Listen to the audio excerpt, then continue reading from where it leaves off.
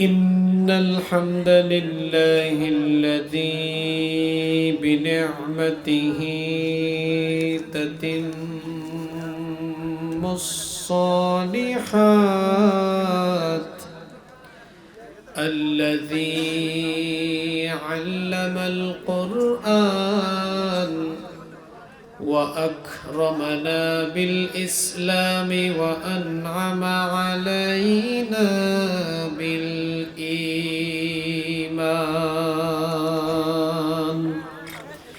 نستغفره ونتوب إليه وأشهد أن لا إله إلا الله وحده لا شريك له وأشهد أن سيدنا وسندنا وحبيبنا وطبيب أرواحنا محمدًا عبد الله ورسوله أرسله بالحق بشيرا ونذيرا وداعيا إلى الله بإذنه وسراجا وقمرا منيرا أما بعد فقد قال الله تعالى في كلامه المجيد وفي فرقانه الحميد أعوذ بالله من الشيطان الرجيم بسم الله الرحمن الرحيم إن الله وملائكته يصلون على النبي يا أيها الذين آمنوا صلوا عليه وسلموا تسليما কেউ চুপ থাকবেন না আমার সাথে পড়েন আল্লাহুম্মা সাল্লি আলা মুহাম্মাদ ওয়া আলা আলি মুহাম্মাদ কামা সাল্লাইতা আলা ইব্রাহিম ওয়া আলা আলি ইব্রাহিম ইন্নাকা হামিদুম মাজিদ اللهم بارك على محمد وعلى آل محمد كما باركت على إبراهيم وعلى آل إبراهيم إنك حميد مجيد ربي زدني علما ربي زدني علما رب اشرح لي صدري ويسر لي أمري واحلل عقدة من لساني يفقه قولي سبحانك لا علم لنا إلا ما علمتنا إنك أنت العليم الحكيم صدق الله العظيم বাংলাদেশের ঐতিহ্যবাহী যশোর জেলার মনিরামপুর উপজেলায় অবস্থিত জয়পুর উত্তরখালী ৯ নং ওয়ার্ড পশ্চিমপাড়া যুব সমাজের উদ্যোগে জুলাই আগস্টের শহীদ ও আহতদের স্মরণে আয়োজিত আজকের এই তাফসিরুল কোরআন মাহফিলের মুহতারাম শ্রদ্ধাভাজন সভাপতি বিশিষ্ট শিক্ষাবিদ মানুষ গড়ার কারিগর আমাদের সকলের শ্রদ্ধাভাজন অবসরপ্রাপ্ত শিক্ষক জনাব মাস্টার নুরুল ইসলাম, আল্লাহ তাআলা তাকে হায়াতান তয়্যিবা সিহাতান কুল্লিয়া দান করেন। আমরা সবাই বলি আমিন। আজকের মাহফিলের সম্মানিত প্রধান অতিথি, বিশিষ্ট আইনজীবী, বিশিষ্ট সমাজসেবক ও রাজনীতিবিদ, মনিরামপুরের মাটি ও মানুষের নেতা, গণমানুষের প্রিয় ব্যক্তিত্ব, জননন্দিত জননেতা জনাব অ্যাডভোকেট গাজী এনামুল হক, উপস্থিত আমার সামনে বসা এই মনিরামপুরের বিভিন্ন অঞ্চল থেকে আগত দিনদার ইমানদার বাবারা, ভাইয়েরা, পর্দার আড়াল থেকে শ্রবণরতা মায়েরা, বোনেরা, উপস্থিত মিডিয়ার প্রিয় কর্মী এবং সাংবাদিক ভাইয়েরা, প্রিয় জয়পুর, মনিরামপুর তথা আমার প্রিয় যশোরবাসী, আপনারা সবাই কেমন আছেন? আলহামদুলিল্লাহ, আমিও আল্লাহর রহমতে ভালো আছি। আমাদের সবাইকে সুস্থতার সাথে বাঁচিয়ে রেখে আজকের এই সুন্দর, বরকতময়, নান্দনিক এবং জান্নাতি এই আয়োজনে আমাদেরকে সামিল হওয়ার তৌফিক যিনি দান করেছেন, গলার আওয়াজ বড় করে সবাই বলেন তো তিনি কে? সেই মহান রবের জন্য কালিমাতুশ শুকর আদায় করে সকলেই পড়ছি আলহামদুলিল্লাহ। অসংখ্য অগণিত দুরুদ এবং সালাম পেশ করছি আমাদের প্রিয় নবী মুহাম্মদুর রাসূলুল্লাহ সাল্লাল্লাহু আলাইহি ওয়াসাল্লামের প্রতি, যাকে আল্লাহ তাআলা আমাদের হেদায়েতের জন্য পাঠিয়েছেন। আল্লাহুম্মা সাল্লি আলাইহি, আল্লাহুম্মা বারিক আলাইহি। সম্মানিত উপস্থিতি, সময় তো থেমে নেই, সময় চলে যাচ্ছে, ফুরিয়ে যাচ্ছে। এজন্য অপ্রাসঙ্গিক অহেতুক কথা বলে আমরা সময় নষ্ট করতে চাই না। সরাসরি আমরা আল্লাহর কালাম থেকে হেদায়েতের নিয়তে কিছু কথা বলতে চাই, শুনতে চাই ইনশাআল্লাহ। আল্লাহ আমাদেরকে হেদায়েতের নিয়তে বলার এবং শোনার তৌফিক দান করেন। আমরা সবাই বলি আমিন। কিছুক্ষণ আগে সলাতুল আসর শেষ হলো, সামনে আরেকটি সলাত অত্যাসন্ন, সলাতুল মাগরিব। প্রতিদিন এইভাবে আমাদের জন্য 5 ওয়াক্ত নামাজের শিডিউল দেওয়া হয়েছে। এই নামাজের শিডিউল, 5 ওয়াক্ত নামাজ কেন দেওয়া হয়েছে? আমরা শুধু 5 ওয়াক্ত নামাজে গিয়ে আল্লাহ তাআলাকে সাজদা দিব, শুধুমাত্র কি এই উদ্দেশ্যেই 5 ওয়াক্ত নামাজ দেওয়া হয়েছে? না, নামাজ শুধুমাত্র আল্লাহ তাআলাকে সাজদা দেওয়ার জন্য দেওয়া হয় নাই, কারণ আল্লাহ তাআলার সাজদার এত অভাব পড়ে নাই। আপনারা যদি আল্লাহকে সাজদা নাও দেন, এতে কি আল্লাহ তাআলার বিরাট বড় লস হয়ে যাবে? কারণ আপনারা ছাড়াও আল্লাহর এই সৃষ্টি জগতে অসংখ্য সৃষ্টিকুল আছে যারা প্রতিনিয়ত আল্লাহর তাসবিহ জপে আল্লাহকে সাজদা দেয়। সুবহানাল্লাহ। তাহলে শুধুমাত্র সাজদার উদ্দেশ্যে নামাজ দেওয়া হয় নাই, কেন দেওয়া হয়েছে? এটি হচ্ছে আমাদের জীবন পরিচালনার প্রশিক্ষণ। এই লাইনটা মনে রাখবেন। 5 ওয়াক্ত নামাজ ডেইলি আল্লাহ 5 বার নিয়ে আমাদেরকে 5 বার ট্রেনিং দেন, প্রশিক্ষণ দেন, কিভাবে আমরা আমাদের জীবন চালাবো। আমাদের জীবন পরিচালনার প্রশিক্ষণ যে ইবাদতের ভেতরে রয়েছে, সবাই একবার বলেন তো সেই ইবাদতের নাম কি? নামাজ। শুনতেছেন আপনারা?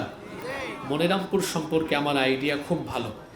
এখানে প্রচুর আলেম ওলামা এই অঞ্চলে আছেন, অনেক দ্বীনি মারকাজ এখানে আছে, অনেক মাদ্রাসা আছে, স্কুল কলেজ আছে। এখানকার মানুষ শিক্ষিত, ভদ্র, সচেতন। আমি গত 8-9 বছর ধরে মনিরামপুরে আসি।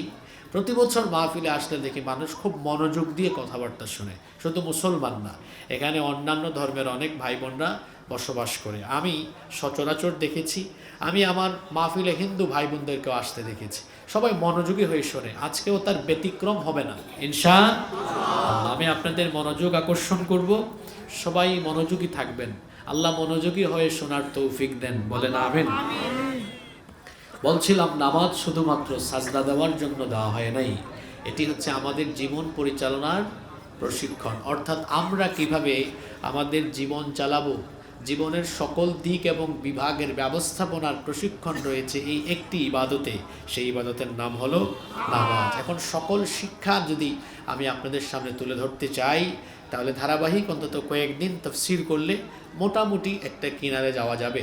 আমাদের তো সময় খুব সংক্ষিপ্ত, এজন্য আমরা এই সংক্ষিপ্ত সময়ে অতি গুরুত্বপূর্ণ 15টি শিক্ষা আজকে আমরা আলোচনা করবার চেষ্টা করব ইনশাআল্লাহ। আজকে আমরা নামাজের 15টি মৌলিক শিক্ষা, একেবারে বেসিক মৌলিক 15টি শিক্ষা নামাজ থেকে বের করব। নামাজের মাধ্যমে এই শিক্ষাগুলো যে পাওয়া যায়, এটা যদি আমাদের বাস্তব জীবনে প্রতিফলন ঘটাতে পারি, আমাদের ব্যক্তি জীবন, পরিবার, সমাজ জীবন, রাষ্ট্রীয় জীবন বদলে যাবে ইনশাআল্লাহ। তাহলে আজকে আমরা নামাজের কয়টি শিক্ষা নিয়ে কথা বলবো? সবাই বলতে হবে কয়টি? 15টি। আলোচনার পরে কেউ যদি 15টা এক নিঃশ্বাসে বলতে পারে, তাকে আমার তরফ থেকে হাদিয়া দিয়ে যাব ইনশাআল্লাহ। মনোযোগ থাকবে তো? তবে এক নিঃশ্বাসে বলতে হবে 15টা শিক্ষা। পারবেন? পারবেন না? ঠিক আছে, চলেন শুরু করি। নাম্বার 1, নামাজের প্রথম শিক্ষা। নামাজ আমাদেরকে পরিষ্কার পরিচ্ছন্ন জীবনযাপনের শিক্ষা দেয়। নামাজ আমাদেরকে পরিষ্কার পরিচ্ছন্ন জীবনযাপনের শিক্ষা দেয়। নামাজে যাওয়ার আগে কেউ কি অপরিচ্ছন্ন হয়ে, নোংরা হয়ে, অপবিত্র হয়ে নামাজে যায়? নামাজে যাওয়ার জন্য সবাই আগে পবিত্রতা অর্জন করে, গোসল করে, অজু করে, সুন্দর জামা কাপড় বা পরিচ্ছন্ন জামা কাপড় গায়ে দিয়ে মেসওয়াক করে পরিচ্ছন্ন হয়ে পরিপাটি হয়ে তারপরে নামাজে যায়। নামাজের এই শিক্ষাটা যদি আমরা নামাজের বাহিরে আনতে পারতাম, তাহলে আমার দেশের রাস্তাঘাটে তো নোংরা থাকতো না। আমি এজন্য আফসোস করে বলি, পৃথিবীর বহু অমুসলিম দেশে যেখানে মুসলমান নাই, সেখানে ইসলাম আছে। আর মুসলমান বহু দেশে মুসলমান আছে কিন্তু ইসলাম নাই। কথা বুঝেন নাই আপনারা? আমার বাড়ি সিলেটে, আমার প্রচুর আত্মীয় স্বজন ইউরোপ আমেরিকায় বসবাস করে। আমিও কয়েকটা দেশ সফর করার আমার সুযোগ হয়েছে। দেখা যায় বিভিন্ন দেশ যেখানে অমুসলিম, কোনো মুসলমান নাই, আপনি একটা শু পরে বের হলে 2 দিন 3 দিন পড়তে পারবেন, জুতায় ময়লাও লাগবে না, রাস্তাঘাট এত পরিষ্কার। আশ্চর্য ব্যাপার, তাদের দেশে মুসলমান নাই কিন্তু ইসলামের যে নীতি, পরিচ্ছন্ন জীবনযাপন করার নীতি, ওটা তারা গ্রহণ করে ফেলেছে। আর আমার দেশে দেখেন, ময়লা আর ময়লা, আবর্জনা আর আবর্জনা। এমনটা কি হওয়া উচিত ছিল? তো নামাজে গিয়ে কি পরিচ্ছন্নতার এই ট্রেনিং আপনি নিয়ে আসেন? দেখা যায় নামাজে আমরা যাই কিন্তু নামাজের বাহিরের জীবনযাপন হলো অত্যন্ত পরিচ্ছন্ন। আমরা দেখা যায় কাজ কাম যখন করি তখন তো কাপড় ময়লা হোক কোনো অসুবিধা নাই, কিন্তু এমনিতেই যখন আমরা নরমালি চলাফেরা করি, অনেকে আমরা ময়লা নিয়ে চলাফেরা করি।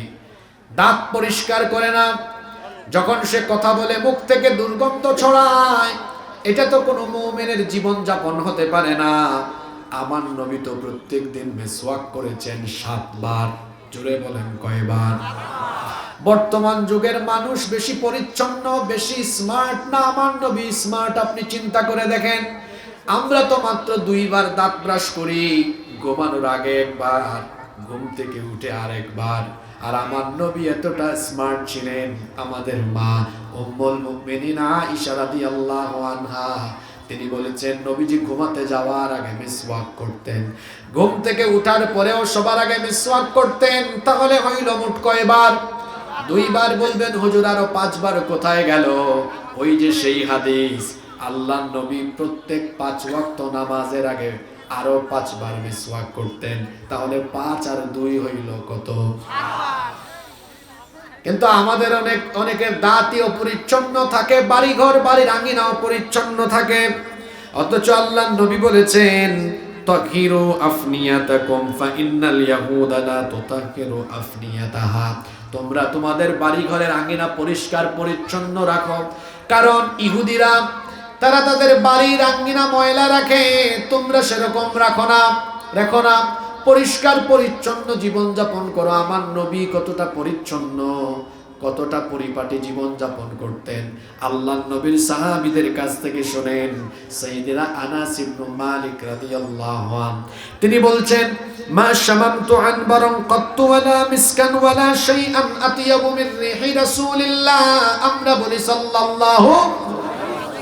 তারা বলতেন আল্লাহর নবী যখন আমাদের পাশ দিয়ে যেতেন, আল্লাহর নবীর শরীর মোবারক থেকে এমন সুগন্ধ আমরা পেতাম, যেই সুগন্ধ মেশকে আম্বরের চাইতে আরো বেশি পবিত্র।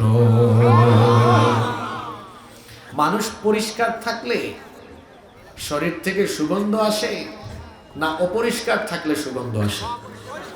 পরিষ্কার থাকলে। আমার রসুল পরিষ্কার পরিচ্ছন্ন পরিপাটি জীবনযাপন করতেন। আমরা রসুলের উম্মত হিসাবে আমরা নিজেদের মাথা থেকে পা পর্যন্ত পরিষ্কার পরিচ্ছন্ন রেখে পরিপাটি জীবনযাপন করব ইনশাআল্লাহ। এই শিক্ষা নামাজের ভেতরে আছে না নাই? আমরা আমাদের বাড়িঘর, রাস্তাঘাট সবকিছু পরিচ্ছন্ন রাখবো। আমরা যদি নিজেরা এরকম দায়িত্ব নিতে পারতাম, বাংলাদেশের চিত্র বদলে যেত। একটি পরিচ্ছন্ন বাংলাদেশ আমরা পেতাম। এটা শুধু সিটি কর্পোরেশন আর সরকারের দায়িত্ব নয়। আমার বাড়ির সরকার তো আমি, আমার শরীরের সরকার আমি। আমার শরীরকে, আমার বাড়িকে, আমার রাস্তাঘাটকে আমি পরিচ্ছন্ন রাখবো। এভাবে যদি দায়িত্ব নিতে পারতাম, বাংলাদেশ কি বদলে যেত না? আল্লাহ এগুলো আমাদেরকে মানার তৌফিক দেন। তাহলে নামাজের 1 নম্বর শিক্ষা পেলাম, নামাজ আমাদেরকে পরিচ্ছন্নতার শিক্ষা দেয়। নাম্বার 2, নামাজের 2 নম্বর শিক্ষা হলো নামাজ আমাদেরকে ঐক্যবদ্ধ থাকার শিক্ষা দেয়। ঐক্যবদ্ধ থাকতে হবে, দলাদলি করা যাবে না, বিভেদ ঘটানো যাবে না, ঐক্যবদ্ধ থাকতে হবে। নামাজ কি একা একা আদায় করলে হয় না জামাতে আদায় করতে হয়? একা একা নামাজ আদায় করলে তো নামাজের হক আদায় হয় না। এজন্য আল্লাহ বলেছেন ওয়া আকিমুস সালাতা ওয়া আতুজ যাকাতা ওয়ারকাউ মা'আর রাকিঈন। কোরআন কারীমের 2 নম্বর সূরা সূরাতুল বাকারা 43 নম্বর আয়াতে আল্লাহ বলছেন সালাত কায়েম করো আর যাকাত দাও, এবং যারা রুকু করে রুকুকারীদের সাথে রুকু করো, অর্থাৎ জামাতের সাথে নামাজ আদায় করো। দলবদ্ধ হয়ে কাঁধে কাঁধ লাগিয়ে কাতারবদ্ধ হয়ে একসাথে নামাজ আদায় করো। এই যে আমরা নামাজের টাইমে কিছুক্ষণ আগে আসরের নামাজ আমরা আদায় করলাম, সেখানে আমরা কাঁধে কাঁধ লাগিয়ে সকল মুসলমান যেভাবে এক কাতারে দাঁড়িয়ে গেলাম, আল্লাহর কসম করে বলি পৃথিবীর 200 কোটি মুসলমান যদি আজ এইভাবে একই কাতারে কাতারবদ্ধ হয়ে দাঁড়িয়ে যায়, মুসলমানরা যদি ঐক্যবদ্ধ থাকে, মুসলমানদের বিরুদ্ধে লাগার সাহস এই দুনিয়ায় কেউ কোনোদিন পাবে না। আমাদের ঐক্য আছে? আপনারা তো সাধারণ মানুষ, আপনাদের কথা কি বলবো, দুঃখের কথা। আমরা যারা হুজুর জাতি আছি বাংলাদেশে, আমাদের ঐক্য আছে? ব্যাং পাল্লায় রাখা যেমন কঠিন, হুজুরদেরকে এক সারিতে বসানো এরকম কঠিন। এই দলাদলি করায় আমাদের লাভ হচ্ছে না ক্ষতি হচ্ছে? আপনারা কথাগুলোকে ভিন্ন আঙ্গিকে নেবেন না, একটু বোঝার চেষ্টা করেন। আমরা যখন ঐক্যবদ্ধ থাকি তখন তো আমাদের শক্তি বাড়ে। যখন আমরা আলাদা আলাদা থাকি তখন অবস্থা এমন হয় যে ইসলাম বিরোধীরা আমাদেরকে ধরপাকড়ের জন্য নির্যাতন নিপীড়নের বেশি সুযোগ তারা তখন পায়। 2009 সালে যখন শহীদ আল্লামা দেলাওয়ার হোসেন সাঈদী রহমতুল্লাহ আলাইহি তাকে যখন ধরা হলো, অনেকেই তখন চুপচাপ ছিলেন। বাংলাদেশে বিভিন্ন ঘরানার আলেম ওলামা আছেন না, চুপচাপ ছিলেন। অনেকে একমত অবলম্বন করেছেন, মনে করেছেন আমাদের দলের না, আমাদের কি আসে যায়। উনি যখন শহীদ হলেন, দেখা গেল তার ইন্তেকালের পরে সব ঘরানার আলেম ওলামারা বিবৃতি দিয়েছেন, দুঃখ প্রকাশ করেছেন, দোয়া করেছেন। ওনার ইন্তেকালের পরে এটা করলেন। আমি তো দুঃখ করে বলি, বাংলাদেশে বেঁচে থাকতে মানুষকে মূল্যায়ন করা হয় না, মারা যাওয়ার পরে মূল্যায়ন করা হয়। তিনি যখন জীবিত ছিলেন 2009 সালে যখন তাকে অন্যায়ভাবে গ্রেফতার করা হলো, এরপরে যদি সবাই সম্মিলিত প্রতিবাদ করতেন, তাকে কি এইভাবে অন্যায়ভাবে আটকায় রাখা যেত? কথা বললেন না। এই পরিণতি তো আপনারা সবাই ভোগ করলেন। পরে 2024-এর এই আন্দোলনের আগ পর্যন্ত আপনারা আমাকে বলেন, কোন দলের আলেম ওলামার হাতে হাত করা লাগানো থেকে কেউ বাঁচতে পেরেছে? আমরা ভাগ করি না যে মৌলানা মামুনুল হক কৌমি, আমির হামজা আলিয়া, আর তারা দুইটারে ধইরা দুইজনকে এক জেলে রাখে। কথা বুঝেন নাই? আমরা নিজেরা দলাদলি করি, আর তারা কিন্তু আমাদেরকে এক চোখে দেখে, যে টুপি আছে, দাঁড়িয়ে আছে, আলেম, এদেরকে ধরো। সে কৌমি হোক, আলিয়া হোক, সারসিনা হোক, আর যে দলের যে মতের যে মসলাকেরই হোক না কেন, চরমুনাই হোক আর যাই হোক। তা কি বুঝলেন? আমরা নিজেদের মধ্যে ঠেলাঠেলি করি, কিন্তু ওরা যখন আমাদের বিরুদ্ধে পরিকল্পনা করে তখন কাউকে বাদ দিয়ে পরিকল্পনা করে না। আমরা যদি আল্লামা সাঈদীকে গ্রেফতার করার পরে সবাই সম্মিলিত আওয়াজ তুলতে পারতাম, আমার মনে হয় গত 15 বছরে এত আলেমদের উপর নির্যাতন হতো না। এই সুযোগটা আমরা তৈরি করে দিলাম, এই জন্য কেউ নির্যাতন থেকে বাঁচলো না।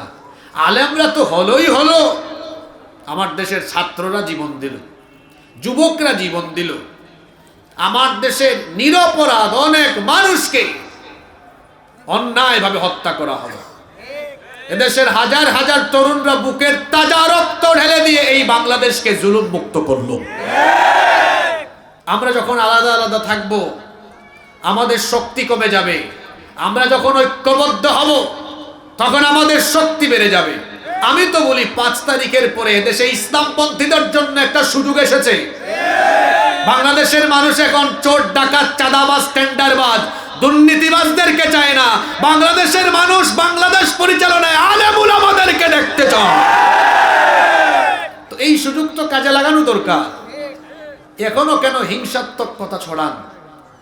এখনো কেন সংকীর্ণতা ঝেড়ে ফেলতে পারেন না? আমি আজকে এখানে বললাম, আগামীকাল সকাল 10টার ভেতরে যদি বাংলাদেশের সকল ইসলামী দল, সব আলেম ওলামা এক সারিতে একটু বসে মানুষকে দেখাতে পারেন, 1 ঘন্টার ভেতরে, দুপুর 11টার ভেতরে বাংলাদেশের মানুষ ঘর থেকে বের হয়ে রাস্তায় আন্দোলন করবে, আমরা এই সম্মিলিত ঐক্যবদ্ধ আলেমদের হাতে বাংলাদেশ তুলে দিতে চাই।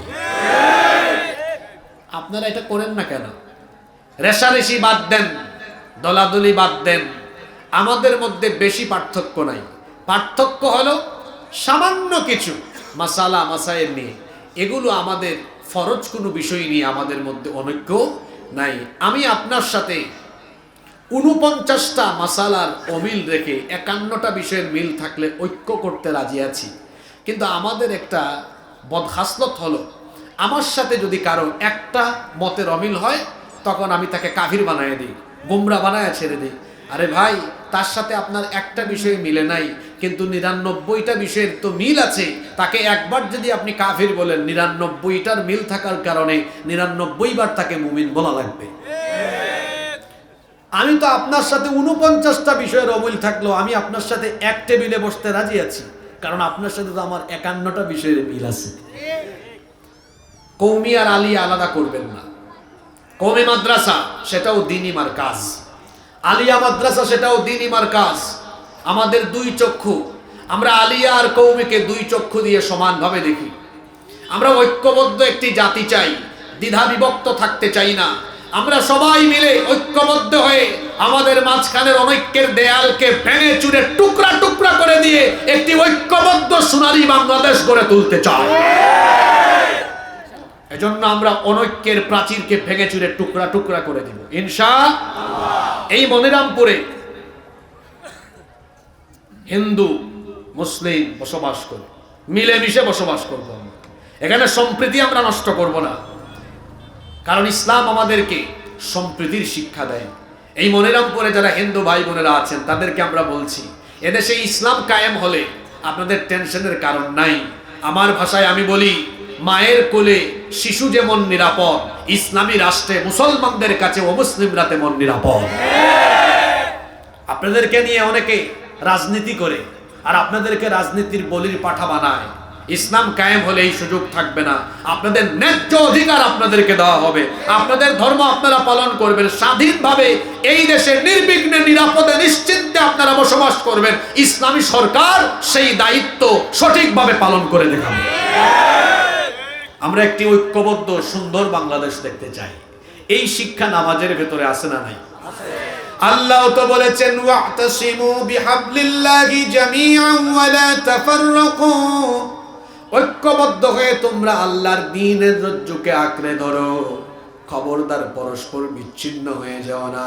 ঐক্যবদ্ধ থাকার ভেতরে রহমত আছে।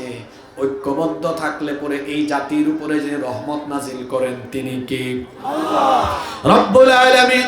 কোরআনুল কারীমের 4 নম্বর সূরা সূরাতুন নিসা 175 নম্বর আয়াতের জন্য বলছেন, ফাআম্মাল الذين آمنوا بالله واعتصموا به فسيدخلهم في رحمة منه وفضل ويهديهم إليه صراطا মুস্তাকিমা। আল্লাহ তাআলা বলছেন, অতএব যারা আল্লাহর উপর ঈমান আনয়ন করে এবং এর উপরে যারা সবাই ঐক্যবদ্ধ হয়ে যায়, আল্লাহ তাআলা তাদেরকে তার রহমতের ভেতরে এবং অনুগ্রহের ভেতরে প্রবেশ করান এবং আল্লাহ তাআলা তখন তাদেরকে সিরাতে মুস্তাকিম সোজা পথে পরিচালিত করে। ঐক্যবদ্ধ থাকায় রহমত আছে, এই শিক্ষা নামাজের ভেতরে আছে না নাই? আচ্ছা আমার দিকে তাকান, নামাজে দাঁড়ালে কি কোন এলাকায় এটা বলে, এই আমরা কওমি মাদ্রাসার, আমরা কওমি, আমরা সামনে থাকি, তোরা আলিয়া, তোরা পিছনে যা। আমরা জামাত করি, আমরা সামনে, তোরা হেফাজত করিস, খেলাফত তোরা পিছনে। এই চিত্র দেখা যায় না, বরং নামাজে দেখা যায় জামাত, হেফাজত, চরমুনাই, আওয়ামী লীগ, বিএনপি সব এক কাতারে দাঁড়ায়। এভাবে যদি যারা মুসলমান সবাই নামাজের বাহিরে এক কাতারে দাঁড়াতো, গোটা পৃথিবী মুসলমানরা শাসন করতো। 14-15 বছর তো পারে নাই আল্লাহু আকবারের স্লোগান দিতে। আল্লাহু আকবার স্লোগান দিলেই তো বলে জঙ্গি। এখন ইসলামের সাথে কি জঙ্গিবাদের কোনো সম্পর্ক আছে? মুসলমানরা জঙ্গি নয়, সন্ত্রাসী নয়, বরং পৃথিবীতে মুসলমানরা হচ্ছে সবচাইতে সভ্য এবং শান্তিপ্রিয়। আমরা যে শান্তিপ্রিয় এর নজির দেখেন নাই? পাশের দেশ থেকে আমাদেরকে শুধু উস্কে দেওয়ার জন্য তাদের মিডিয়াতে কত মিথ্যাচার, কত বদনাম, কত কুৎসা রটানো হয়েছে, আপনারা জানেন না? এই যে ময়ূখ রঞ্জন, রিপাবলিক বাংলা এক চ্যানেল, ও লাফায়, ব্যাংক যেমন লাফায় ও তেমন লাফায়। তার প্রেজেন্টেশন দেখেছেন আপনারা? ও লাফায়, তুমি লাফাও কেন তো? আর এমন এমন উস্কানিমূলক কথা বলে, চট্টগ্রাম দখল করব, সিলেট দখল করব, রংপুর দখল করব। আর আমরা আলেম ওলামারা বাংলাদেশের মানুষকে বুঝাই আর শান্ত রাখি যে বলুক, যত গর্জে তত। আমরা শান্তিপ্রিয় নই, আমরা শান্তিপ্রিয়, আমরা যুদ্ধপ্রিয় নই। আমরা যদি যুদ্ধ সংঘাত চাইতাম তাহলে তো আমরাও এরকম উস্কানি দিতাম। আমরা উস্কানি দেই না, তবে আমরা শুধু এতটুকু বলে সতর্ক করি, ভাই আমরা শান্তিপ্রিয়, যুদ্ধপ্রিয় নই। তাই বলে আপনি আমাদেরকে এত শান্তিপ্রিয় ভেবে আপনি যদি অশান্তির দাবানল জ্বালিয়ে আমাদের গায়ের উপরে এসে জ্বালানোর চেষ্টা করেন, তো মুসলমান এমন জাতি, আমরা ডিফেন্সিভ, আমরা কাউকে আক্রমণ করি না, এটা সত্য, তবে আক্রান্ত হলে কাউকে আমরা এত সহজে ছেড়েও দেই না। সাবধান হয়ে যান। আমার দেশের মানচিত্রের উপরে কুনজর দিবেন না, সেই চক্ষু আমরা উপরে ফেলতে জানি। আমার দেশের দিকে কেউ যদি কালো হাত বাড়ায়, সেই কালো হাতকে আমরা ভেঙে চুরে টুকরা টুকরা করে দিব। এই দেশে আমরা হিন্দু, মুসলমান, বৌদ্ধ, খ্রিস্টান মিলেমিশে বসবাস করছি, করব। এই দেশের সম্প্রীতি কোনোদিনও নষ্ট হবে না ইনশাআল্লাহ। বলছিলাম নামাজ আমাদেরকে ঐক্যের শিক্ষা দেয়। নাম্বার 3 নাম্বার, নামাজ আমাদেরকে ভ্রাতৃত্ববোধ শেখায়। এই যে নামাজে আমরা দাঁড়াই, কুলিওয়ালা, ঠেলাওয়ালা, রিক্সাওয়ালা, মেথর, মুচি, আপার ক্লাসের মানুষ, লোয়ার ক্লাসের মানুষ, সমাজের সাধারণ নাগরিক, এমপি, মন্ত্রী, নামাজে মসজিদে ঢুকলে কারোর সাথে কারো কোনো ভেদাভেদ থাকে? সবাই এক কাতারে দাঁড়িয়ে যায়। দেখা যায় কোটিপতির পাশে রিক্সাওয়ালা দাঁড়িয়ে গিয়েছে, এমপি সাহেবের পাশে সাধারণ জনগণ দাঁড়িয়ে গিয়েছে। কোটিপতি ওই ভাই রিক্সাওয়ালাকে এই কথা বলার সাহস নাই যে তুমি সামান্য রিক্সাওয়ালা, তুমি কেন আমার পাশে দাঁড়ালে? এই কথা বলার সাহস আছে নাকি? ঠিক তেমনি ভাবে এমপি সাহেব সাধারণ জনগণকে এই কথা বলতে পারবেন না যে তুমি সাধারণ নাগরিক আমার পাশে কেন দাঁড়ালে।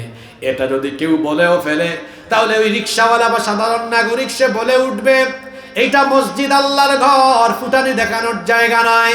এখানে তুমিও আল্লাহর গোলাম, আমিও আল্লাহর গোলাম। সুবহানাল্লাহ। এই যে নামাজের ভেতরে আমাদের সুন্দর এক ভ্রাতৃত্বের নমুনা দেখা যায়, নামাজের বাহিরেও আমরা যদি সমাজে ভাই ভাই হয়ে মিলেমিশে বসবাস করতে পারি, একটি সুন্দর বাংলাদেশ আমরা পেয়ে যাব। এখানে কি ভাই ভাই মিলেমিশে থাকি? নামাজে দেখা যায় ছাড় দেয়, এক ভাই আরেক ভাইকে ছাড় দেয়, দাঁড়াইছে জায়গা হচ্ছে না, কই ভাই আরেকটু আমার পাশে আসেন, একটু ঘেসে দাঁড়ান। নামাজের বাইরে সুযোগই দেয় না, সুযোগ দেয় না। নামাজের ভেতরে দেখা যায় দেখেন তো এরকম হয় কিনা। এক যুবক ছেলে দাঁড়িয়েছে নামাজে, ওই যে এখন তো শীতকাল, মসজিদে কার্পেট বিছানো থাকে, এখন পিছনে হয়তো কার্পেট বিছানো নাই, যুবক দাঁড়িয়েছে, দেখছে এক মুরব্বী বাবা আসছেন, কয় বাবা আপনি বয়স্ক মানুষ, বুড়া মানুষ, আপনি সামনে যান, কার্পেট আছে। আমি যুবক দাঁড়াই। এই যে সুন্দর শিক্ষা, এই শিক্ষাটা নামাজের বাইরে যদি থাকতো, এক যুবক বাসে উঠেছে, এক মুরব্বী বাবা উঠেছেন, দাঁড়িয়ে আছেন, বাবা আপনি বসেন আমি দাঁড়িয়ে থাকি, এগুলো যদি আমরা নামাজের বাইরে আনতাম, আমাদের সমাজটা বদলে যেত, ঠিক কিনা? এই ভ্রাতৃত্ববোধের শিক্ষা আমরা নামাজের বাইরে নিয়ে আসবো, এই দেশ পাল্টে যাবে ইনশাআল্লাহ। কষ্ট হচ্ছে নাকি আপনাদের?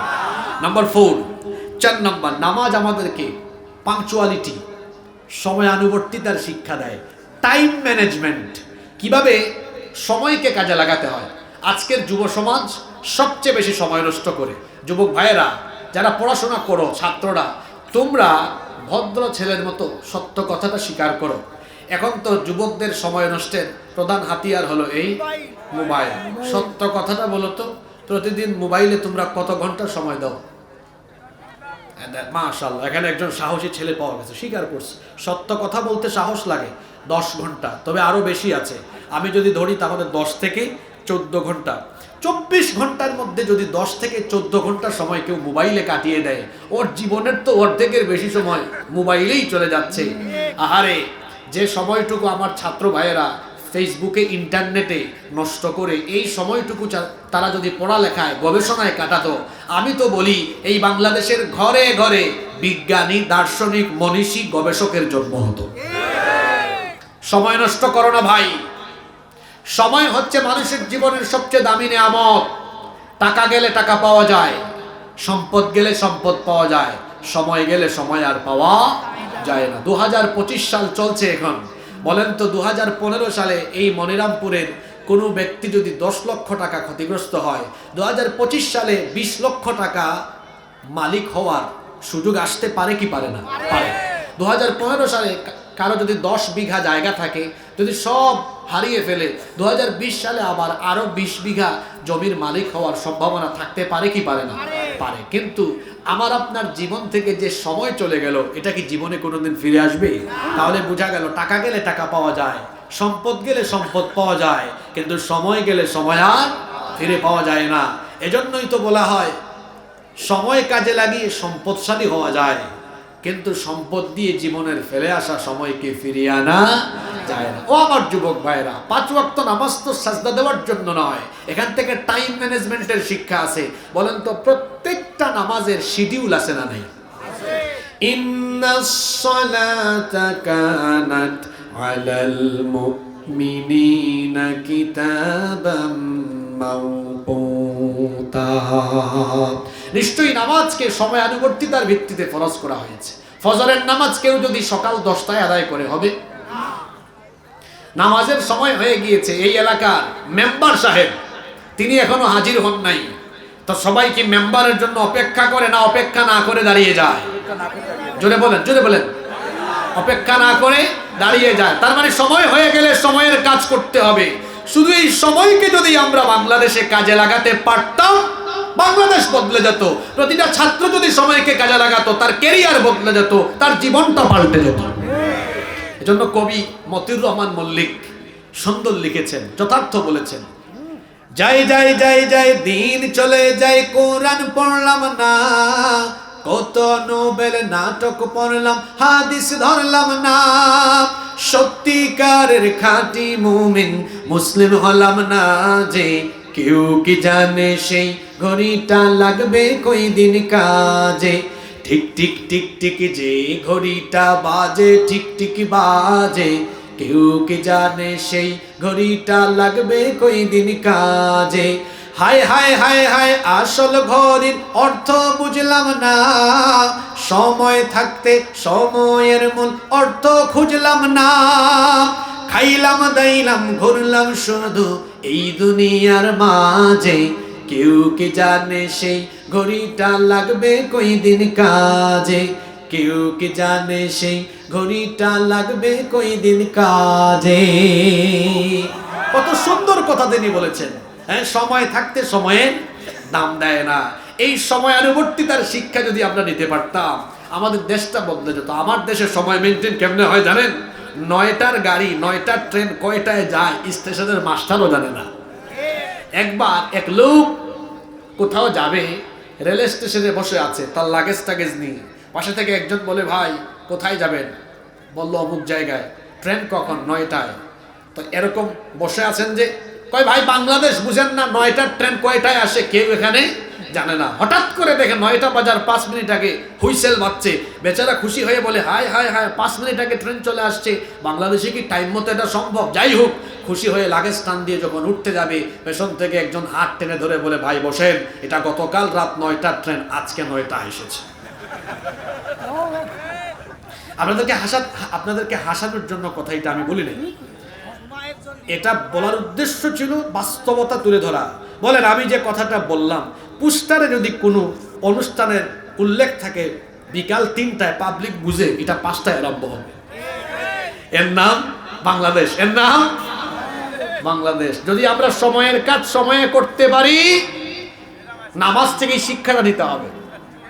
আচ্ছা, জোহরের টাইমে জোহরের নামাজ, আসরের টাইমে আসরের নামাজ, মাগরিবের টাইমে মাগরিবের নামাজ, এই যে টাইম মেনটেন করা, দেখবেন প্রতিটা মসজিদে 5 ওয়াক্তের নামাজের শিডিউল লটকানো আছে। ওই শিডিউলের আলোকে নামাজ হয় না, শিডিউলের বাইরে যায়। এই শিডিউলটা যদি আমাদের, যারা এখানে ছাত্র আছো, ছাত্র জীবনে শিডিউল মেনটেন করো, টাইম মেনটেন করো। যারা ব্যবসা করেন, চাকরি করেন, যে যে প্রফেশনে আছেন, শুধু যদি আমরা স্ব জায়গায় সময় মেনটেন করে চলি, আমি বলে গেলাম বাংলাদেশের চিত্র বদলে যাবে। এই শিক্ষা নামাজের ভেতরে আছে না নাই? নাম্বার 5, কষ্ট হচ্ছে মনে হয় আপনাদের। নামাজের 5 নাম্বার শিক্ষা হলো, নামাজ আমাদেরকে আনুগত্য, দাসত্ব আর বন্দেগীর শিক্ষা দেয়। আল্লাহর আনুগত্য মোতাবেক জীবন চালাতে হবে, এই শিক্ষা নামাজে আছে না নাই? এই যে 5 ওয়াক্ত নামাজ আমরা আদায় করি, নিজের মতো আদায় করি না। আল্লাহ এবং আল্লাহর রাসূল যেভাবে আমাদেরকে নামাজ শিক্ষা দিয়েছেন, ঠিক সেইভাবে আমরা 5 ওয়াক্ত নামাজ আদায় করি। 5 ওয়াক্ত নামাজের বাহিরে বাকি সময়গুলো এভাবে যদি আমরা আল্লাহর আনুগত্য মোতাবেক চলি, আমার ব্যবসা কিভাবে করব আল্লাহ শিখিয়েছেন, রাসূল শিখিয়েছেন। ওজনে কম দিব না, মানুষকে ঠকাবো না, প্রতারণা করব না, 2 নাম্বারই করব না। রাষ্ট্রীয় দায়িত্ব পালন করলে আল্লাহ হুকুম দিয়েছেন, রাসূল দেখিয়ে গিয়েছেন, রাষ্ট্রীয় দায়িত্ব পেয়ে রাষ্ট্রীয় সম্পদকে নিজের সম্পদ মনে করে ভোগ করা যাবে না, আমানতদারিতা রক্ষা করতে হবে। এইভাবে জীবনের প্রতিটি সেক্টরে, প্রতিটি জায়গায় যদি আমরা নামাজের আনুগত্যের শিক্ষা নিয়ে আল্লাহর আনুগত্য আর রাসূলের তরিকা মোতাবেক আমাদের প্রতিটি সেক্টর পরিচালনা করতে পারি, সবকিছু বদলে যাবে।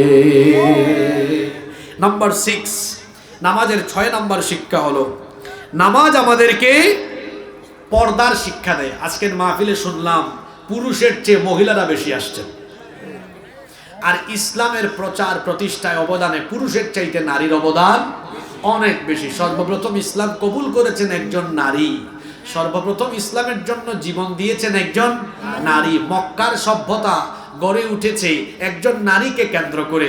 এখন তো মক্কা অনেক সুসজ্জিত, বড় সুন্দর শহর, কিন্তু ইসমাইল আলাইহিস সালাম এবং তার মা হাজারাকে ইব্রাহিম আলাইহিস সালাম সেখানে নির্বাসনে পাঠানোর আগ পর্যন্ত সেটা ছিল দুধু মরুভূমি। একজন নারী হাজারা আলাইহিস সালাম, তাকে কেন্দ্র করে মক্কার সভ্যতা গড়ে উঠেছে। সুবহানাল্লাহ। তাহলে নারীর অবদান ইসলামে কম না বেশি? নামাজের মধ্যে পর্দার শিক্ষা আছে। পর্দা কি শুধু নারীর না পুরুষের?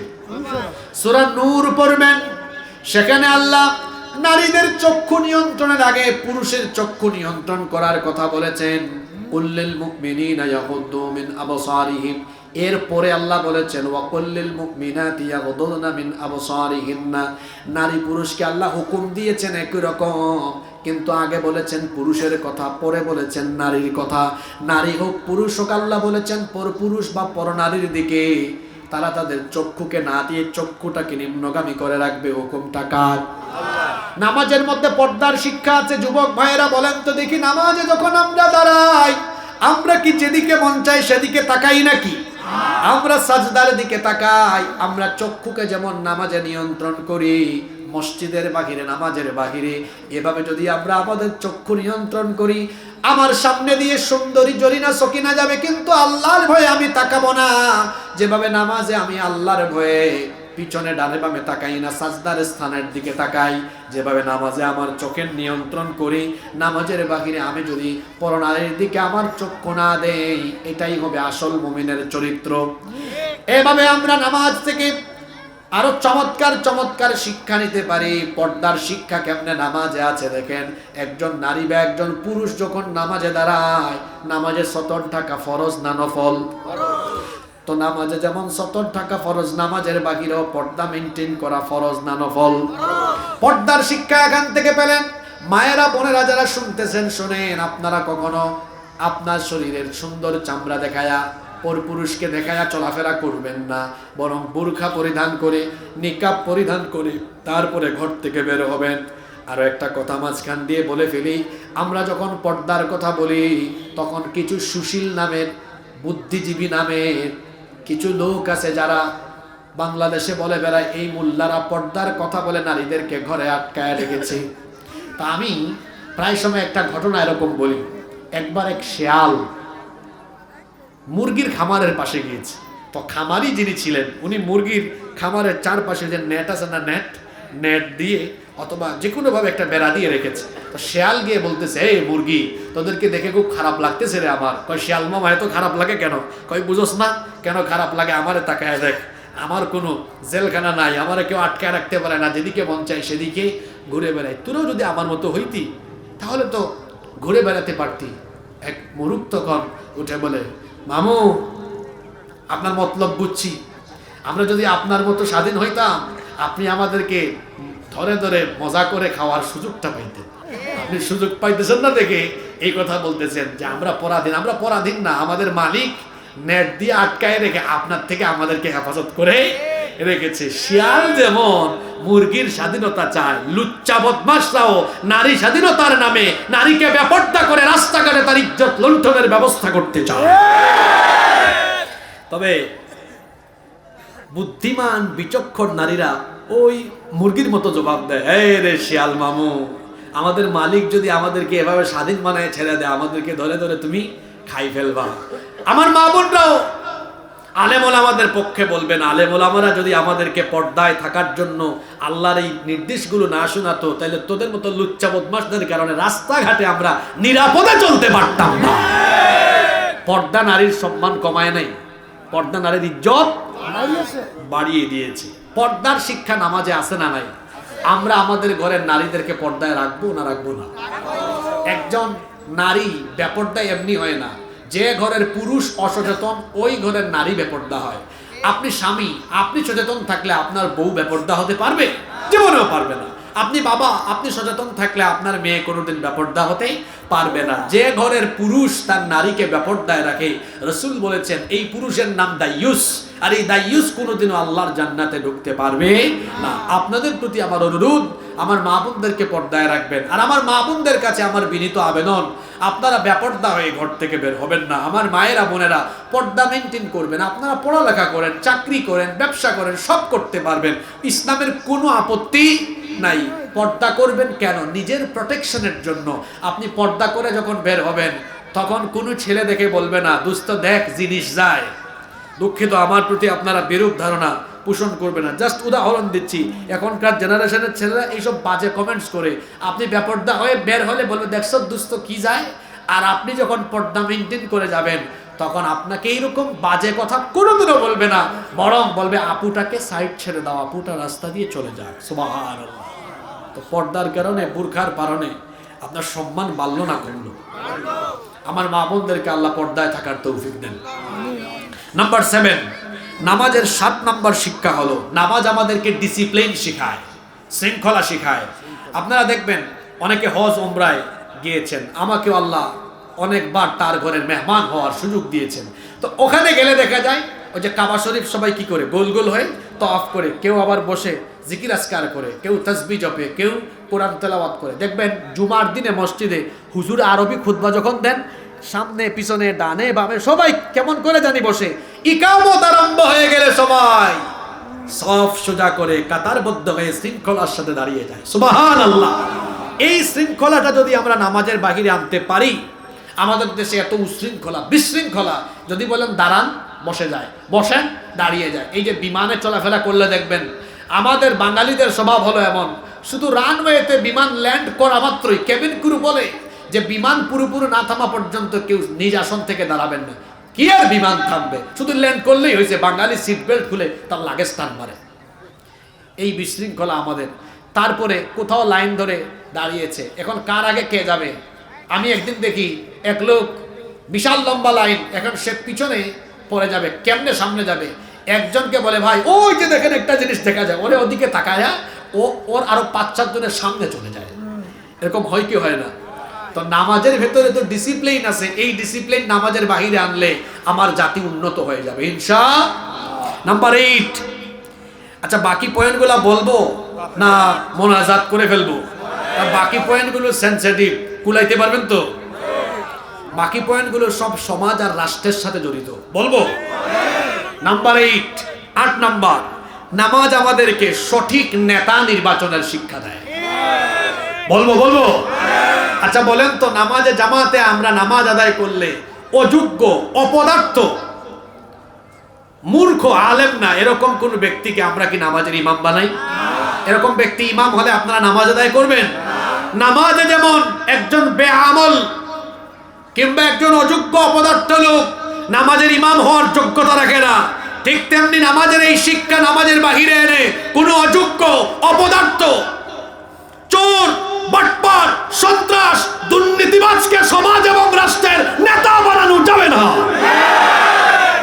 এই শিক্ষা নামাজে আছে না নাই? ঠিক তো এত জোরে বললেন আপনারা। যদিও যশোরের মানুষ খুব ভালো, আমি জানি, আপনাদেরকে খুব ভালোবাসি, আমি আল্লাহর জন্য ভালোবাসি। কিন্তু বাংলাদেশের অধিকাংশ জায়গায় দেখবেন মসজিদের কমিটি, আরে বাপরে বাপ, যে সচেতন।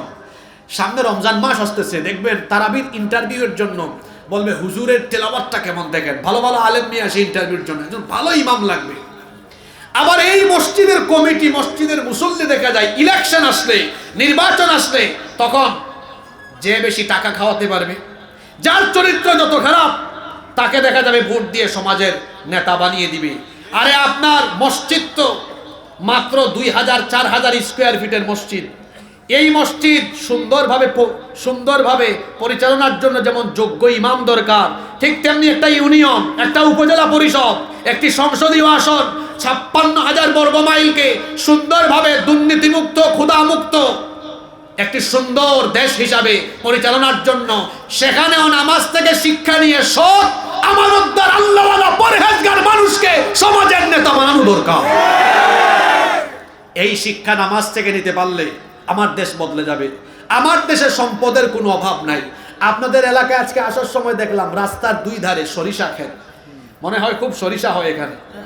হ্যাঁ, আর নেয়ামতের তো অভাব নাই। এখানে প্রতিটা গাছে গাছে দেখলাম হাড়ি লাগানো, হ্যাঁ, খেজুরের রস।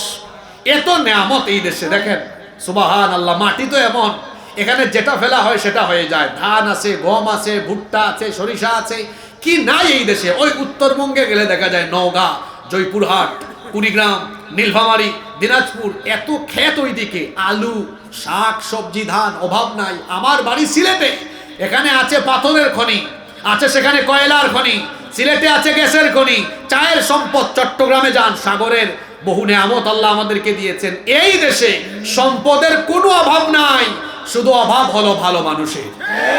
এই দেশে যেমন আছে সম্পদের খনি, তেমনি এই দেশকে লুটপাট করে খাওয়ার জন্য আছে চোর আর ডাকাতের খনি।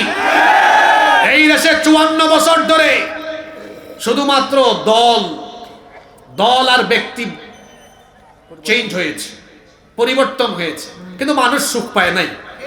মানুষ সুখ পেয়েছে খাসলতে কি?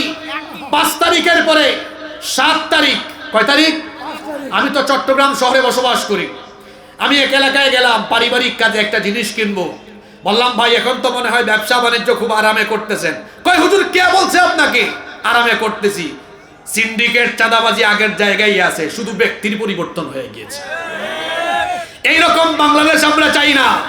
আমরা চাঁদাবাজ মুক্ত, টেন্ডারবাজ মুক্ত একটি আদর্শ বাংলাদেশ চাই। এটা পাবো কেমনে? ওই চোর, বাটপার, চাঁদাবাজদের পরিবর্তে আল্লাহওয়ালা, আমানতদার ব্যক্তিদেরকে আমরা পার্লামেন্টে পাঠিয়ে আমরা একটি আলোকিত বাংলাদেশ করে তুলব ইনশাআল্লাহ। এই শিক্ষা কোথায় আছে দেখছেন? নামাজের ভিতরে কত শিক্ষা। এটা শুধু সাজদার জায়গা না, এটা হচ্ছে জীবন পরিচালনার, ওই যে একটা লাইন বলছিলাম, জীবন পরিচালনার প্রশিক্ষণ, জীবন পরিচালনার বাকিগুলা কি বলবো? নাম্বার 8, নামাজের 8 নাম্বার শিক্ষা হলো নামাজ আমাদেরকে নেতার প্রতি, নাইনে চলে আসছে না, 8টা হয়েছে, ঠিক আছে। নাম্বার 9 নাম্বার, নামাজ আমাদেরকে নেতার প্রতি আনুগত্য শিখায়। নেতার প্রতি কি শিখায়? কিভাবে? আচ্ছা, হুজুর যখন নামাজে দাঁড়ান, ইমাম সাহেব তিনি যখন রুকুতে যান, মুসল্লি কি সেজদায় যায়? মুসল্লিও তখন কিসে যায়? রুকুতে যায়। ইসলামী রাষ্ট্রে যদি আল্লাহওয়ালা শাসক থাকে, তার আনুগত্য করা তখন ফরজ হয়ে দাঁড়ায়। তিনি যে কর্মসূচির ডাক দিবেন, সেই কর্মসূচিতে তখন সবাই অংশগ্রহণ করবে। এই শিক্ষা নামাজের ভেতরে আছে না নাই? 10 নাম্বার, নামাজ আমাদেরকে ভুল নেতৃত্ব সংশোধন করার শিক্ষা দেয়। অন্ধ আনুগত্য করা যাবে না। পৃথিবীতে কেবলমাত্র অন্ধ আনুগত্য একজনের করা যায়, তিনি মুহাম্মাদুর রাসূলুল্লাহ সাল্লাল্লাহু আলাইহি ওয়াসাল্লাম। শর্তহীন আনুগত্য, অন্ধ আনুগত্য করতে হবে রাসূলের, এছাড়া কারো অন্ধ আনুগত্য করা যাবে না। যদি আমার নেতা কোনো ভুল করে, আমার দেশের কোনো নেতা, কোনো রাষ্ট্রপ্রধান যদি ভুল করে, তখন কি করতে হবে? এই শিক্ষা নামাজে আছে। ইমাম সাহেব নামাজে আল্লাহু আকবার নামাজ শুরু করেছেন, এরপরে আমরা জানি নামাজ শুরু করতে হয় সূরা ফাতিহা দিয়ে। ইমাম সাহেব ভুল করে বসছেন, আল্লাহু আকবার, ইয়াসিন ওয়াল কুরআনিল হাকিম। আপনারা চুপ থাকবেন নাকি? পিছন থেকে তখন বলে উঠবে আলহামদুলিল্লাহি রাব্বিল আলামিন। ভুল করেছে, সংশোধন দিচ্ছে। নামাজে যেমন ইমাম সাহেব ভুল করলে পিছন থেকে মুসল্লি সংশোধনী দেয়, ঠিক তেমনি রাষ্ট্র ব্যবস্থায়, সমাজ ব্যবস্থায় কোন নেতা যখন কুরআন সুন্নাহ ইসলাম মুসলমান দেশ আর দেশের স্বাধীনতা সার্বভৌমত্বের বিপরীতে চলে যাবে, তখনই সবাই ঐক্যবদ্ধ হয়ে প্রতিবাদী আওয়াজ তুলতে হবে। এই শিক্ষা নামাজে আছে না নাই? 11 নাম্বার, আজান হয়ে যায় নাকি আবার? 11 নাম্বার, নামাজের 11 নাম্বার শিক্ষা হলো নামাজ আমাদেরকে, 10 না তো 11ই তো, ওই যে এখানে আলোচনা নোট হচ্ছে, নোট করা হচ্ছে। 11 নম্বর, নামাজের 11 নম্বর শিক্ষা হলো নামাজ আমাদেরকে ভুল নেতৃত্ব পরিবর্তন করা শিক্ষা দেয়। এটা যুবকরা আমল করে ফেলছে বাংলাদেশ। আচ্ছা, পুরো ইমাম সাহেবকে লুকমা দেওয়ার পরেও শুনে না, এটাকে নামাজের সামনে রাখে না টেনে নিয়ে আসে। ঠিক তেমনি কোন শাসক ভুল করলে প্রথমে সংশোধনী দেওয়া হবে, সংশোধনী দেওয়ার পরেও যদি ঘাড় তেরামি করে 5 তারিখে দেখা যেভাবে করে যুবক তরুণরা, ছাত্র জনতা ঐক্যবদ্ধ হয়ে একদম গদি ছাড়া করে দিয়েছে, এই বাংলাদেশে কেউ যদি আবার ফেসিবাদ স্বৈরাচার কায়েম করতে চায়, ঘাড় ধরে টেনে নামায়া দেওয়া হবে।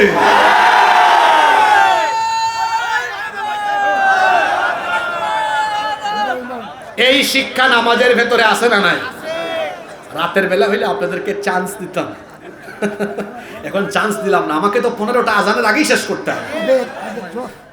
তাহলে এই শিক্ষা নামাজে আসে না নাই? মুসলমান তো এমন হবে, অন্যায় যেখানেই হবে প্রতিবাদে সে জ্বলে উঠবে। পারবেন তো ইনশাআল্লাহ? নাম্বার 12 নম্বর, নামাজ আমাদেরকে সবরের শিক্ষা দেয়। কিসের শিক্ষা দেয়? নামাজ, এই যে তারাবির নামাজ দেখবেন অনেক লম্বা নামাজ, এখন শেষ হওয়ার আগে কি মুসল্লি উঠে দৌড় মারে? সবর করে থাকে। ঠিক তেমনি ভাবে সবর করতে হবে। জীবনে অনেক ক্রিটিক্যাল সিচুয়েশন আসবে। গত 15 বছর আমরা মাহফিল করেছি। এই গত বছর আমি মনিরামপুরে কোনো এক মাহফিলে বলে গিয়েছিলাম, জুলুম বেড়ে গিয়েছে, অন্ধকারের পরে আলো আসবে। আমি রাতের বেলা এক মাহফিলে বলে গিয়েছিলাম, এখন অন্ধকার রাত, সকালবেলা সূর্য উঠবে, এটা যেমন সত্য, এই বাংলাদেশ জুলুম মুক্ত হয়ে বাংলাদেশে ইসলাম একদিন কায়েম হবে, এটাও সত্য। এটা ঘটবে ইনশাআল্লাহ। এই শিক্ষা নামাজে আছে না? সবর করতে হবে, সবর। নাম্বার 14, নামাজের 14 নাম্বার শিক্ষা হলো, 13 নাম্বার, খালি ভুল হয়ে যায় না। 13 নাম্বার শিক্ষা হলো নামাজ আমাদেরকে জীবন সংশোধনের শিক্ষা দেয়। জীবনে ভুল হতে পারে, মানুষ মাত্রই ভুল। আচ্ছা, নামাজে ভুল হয় না? নামাজে ভুল হলে ওই ভুল নামাজকে সংশোধনের জন্য আমরা সাজদা দেই। সাজদার নাম কি? সুজুদে সাহু, তাই না? সাজদায়ে সাহু, সাজদা দেই। তো সাহু সাজদা দিলে যেমন নামাজটা কি হয়ে যায়, শুদ্ধ হয়ে যায়, ঠিক তেমনি আমি আপনি আমাদের জীবন পরিচালনায় ভুল হয়ে যেতে পারে। অনেক যুবকেরা এখানে আছে জিনা ব্যভিচার করে ফেলেছে, জীবনে ভুল করেছে, গুনাহ করে ফেলেছে। ভুল করে ফেললে, গুনাহ করে ফেললেও জীবনটাকে সংশোধন করার জন্য আল্লাহ তার একটা দরজা খোলা রেখেছেন, এই দরজার নাম হলো তওবা। আপনি যতই ভুল করেন না কেন, হাদিসে কুদসিতে আল্লাহ তাআলা বলেছেন, লাউ বালাগাত যুনুবুকা আনানাস সামাই সুম্মা আস্তাগফারতানি গফারতু লাক। বান্দা, তোমার গুনাহ যদি আকাশের উচ্চতায় পৌঁছে যায়, আকাশ সম পরিমাণ গুনাহ নিয়ে তুমি যদি অনুতপ্ত হয়ে তওবা করে আমার সামনে আসো, আমিও আকাশ সম পরিমাণ দয়া নিয়ে হাজির হয়ে তোমার সব গুনাহ মাফ করে দিব। তাহলে জীবন পরিবর্তনের শিক্ষা, জীবন সংশোধনের শিক্ষা নামাজে নাই, আছে। কিসের মাধ্যমে? তওবার মাধ্যমে। আমরা তওবা করে ফেলবো ইনশাআল্লাহ। নামাজের 14 নম্বর শিক্ষা হলো, নামাজ আমাদেরকে নিয়ন্ত্রিত জীবন যাপনের শিক্ষা দেয়। নিয়ন্ত্রিত জীবন যাপন, এই যে নামাজে দাঁড়াই হাতটা বাঁধি, অনেকে বুকের উপরে বাঁধেন, নাভির উপরে বাঁধে, এটা নিয়ে ভেজাল করেন না, এগুলা কোনো অসুবিধা নাই, যার যেখানে মন চায় বাঁধুক। এই যে নামাজে আমরা যেমন নামাজে হাত বাঁধি, ঠিক তেমনি নামাজের বাইরে এই হাত নিয়ন্ত্রণ করবেন। এই হাত দিয়ে কখনো ইসলামের বিরুদ্ধে লিখবেন না, এই হাত দিয়ে চাঁদাবাজি করবেন না, এই হাত দিয়ে অন্যায় অপকর্ম করবেন না। নিয়ন্ত্রিত জীবনযাপনের শিক্ষা নামাজ থেকে নিতে হবে। 15 এবং সর্বশেষ হলো, নামাজ আমাদেরকে 15 নম্বর যে শিক্ষা দেয়, নামাজ আমাদেরকে একটি কুরআনময় সমাজ রাষ্ট্র গঠনের শিক্ষা দেয়। নামাজে আপনারা কয়টা কিতাব থেকে তেলাওয়াত করেন? কেউ কি নামাজে বুখারী শরীফ পড়ে, মুসলিম শরীফ পড়ে? কোন তেলাওয়াত, কোন গ্রন্থ তেলাওয়াত করে? আল কোরআন তেলাওয়াত করে। নামাজে যেমন মহাগ্রন্থ আল কোরআন থেকে তেলাওয়াত করতে হয়, ঠিক তেমনি নামাজের বাহিরে এই কোরআন দিয়ে আপনার সমাজ এবং রাষ্ট্র চালাতে হয়। কারণ কোরআন কোনো ধর্মীয় গ্রন্থ নয়, এটা হলো জীবন পরিচালনার পূর্ণাঙ্গ জীবন বিধান, পূর্ণাঙ্গ জীবন ব্যবস্থা। নামাজে যেমন কোরআন থেকে তেলাওয়াত করতে হয়, তেমনি মুসলমান জন্ম থেকে মৃত্যু পর্যন্ত তার রাজনীতি, অর্থনীতি, সমাজনীতি গোটা জীবন কোরআন দিয়ে চালাতে হবে। এই শিক্ষা নামাজে আছে না নাই? তাইলে নামাজের এই মোট কয়টা শিক্ষার কথা বললাম? এক ওয়াক্ত নামাজের শেষে ওয়াজ শুরু করেছিলাম, আরেক ওয়াক্ত নামাজ চলে আসলো। 2 ওয়াক্ত নামাজের মাঝখানে আমরা নামাজের শিক্ষা নিয়ে কথা বললাম। কারণ নামাজ শুধু সাজদা দেওয়ার জন্য দেওয়া হয় নাই। আমি একটা লাইন বলেছিলাম, সেটা হলো নামাজ হলো জীবন পরিচালনার প্রশিক্ষণ। এবং নামাজের যে শিক্ষাগুলোর কথা বললাম, আপনারা বলেন তো, এই 15টা শিক্ষা, যদি আরো শিক্ষা আছে, কিন্তু যে 15টা শিক্ষার কথা বললাম, এই 15টা শিক্ষা যদি আমরা নামাজের বাহিরে এনে অ্যাপ্লাই করতে পারি, আমাদের সমাজ রাষ্ট্র চেঞ্জ হবে কি হবে না?